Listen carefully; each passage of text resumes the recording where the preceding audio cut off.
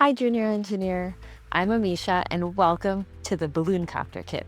Today, we're going to learn how to build and fly a mini helicopter that's powered by nothing but a balloon and air. Inside this kit, you'll find an instruction booklet, everything you need to build your balloon copter, and a balloon pump to help you blow up the balloon. Your colors might be a little different than mine, but that is okay.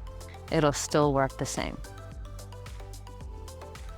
As you're building this kit, there is going to be two really fun experiments that we can do together. So whenever you reach an experiment page like this on your instruction booklet, just scan the QR code or go back onto the website and find the matching video. And we could do the experiments together. And before we begin, make sure you have a clear space to build and fly your balloon copter. Remember, safety first.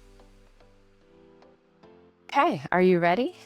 Grab your instruction booklet and start building. And I'll see you back here for experiment number 1.